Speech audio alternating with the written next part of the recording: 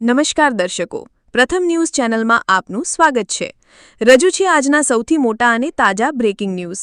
ચાલો શરૂ કરીએ આજના મુખ્ય સમાચારો સાથે। ધાંગધ્રા આર્મી સ્ટેશન દ્વારા માજી સૈનિકોનું સંમેલન યોજાયું। આર્મીના બ્રિગેડિયર અધિકારી ઉપસ્થિત રહ્યા।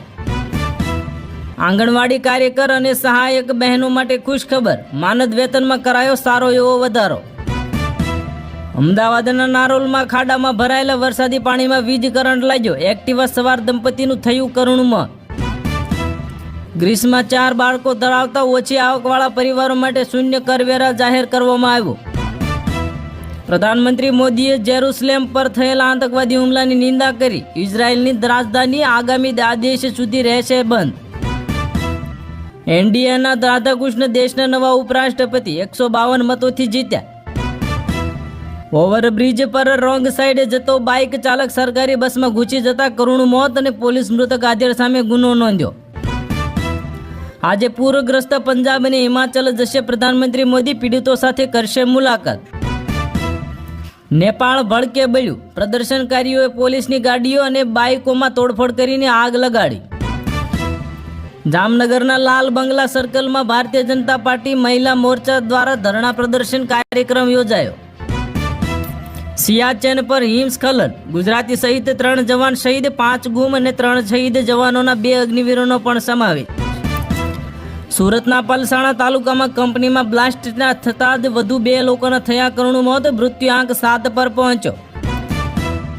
નેપાળમાં કર્ફ્યુ, હિંસા વચ્ચે ભારતીયોને સતર્ક રહેવાની સલાહ, ટ્રાવેલ એડવાઇઝરી કરવામાં આવી જાહેર। અમિત ખૂંટ આત્મહત્યા મામલો, અનિરુદ્ધસિંહ બાદ રાજદીપસિંહ જાડેજાની જામીન અરજી હાઈકોર્ટે ફગાવી। પીએમ મોદીનો નેપાળની જનતાનો સીધો મેસેજ, તમારી શાંતિ અમારા માટે ખૂબ જરૂરી, સ્થિતિ પર ભારતની નજર। સુરતના ડિંડોલીમાં શિક્ષિકા પર બળાત્કાર, હોમગાર્ડ જવાનની ધરપકડ, પોલીસે તપાસ શરૂ કરી। જામનગરના ખેડૂતોમાં દેકારો, હાલારમાં માવઠાથી પાક નુકસાનની 1 વર્ષ બાદ પણ સહાયની અરજી પ્રક્રિયા હજી પણ છે શરૂ। નેપાળમાં થયો તખ્તા પલટ, વડાપ્રધાન કેપી ઓલીએ પણ રાજીનામું આપ્યું। જયપુર ખાતે સહકાર ભારતની રાષ્ટ્રીય અધિવેશનમાં ભાગ લેવા રાજકોટમાં સહકારી અગ્રણીઓ રવાના થયા। નેપાળમાં બળવો, ભાડે ડેપ્યુટી પીએમને દોડાવીને માર્યા, અનેક નેતાઓના ઘર ખાક।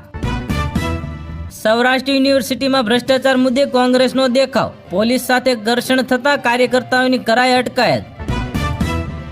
બિહારમાં ચૂંટણી, બેંકોની બેઠકોની વહેંચણી મુદ્દે આરજેડી કોંગ્રેસમાં ખેંચતાણ, રાહુલ ગાંધીએ બેઠક બોલાવી। આ હતા આજના મુખ્ય બ્રેકિંગ ન્યૂઝ। વધુ સમાચારો અને અપડેટ્સ માટે જોતા રહો તમારા ન્યૂઝ ચેનલ। અમને સબસ્ક્રાઇબ કરવાનું ભૂલશો નહીં અને બેલ આઇકન દબાવો, જેથી તમને નવા વિડીયોની નોટિફિકેશન મળતી રહે। ફરી મળીશું નવા સમાચારો સાથે। શુભકામનાઓ।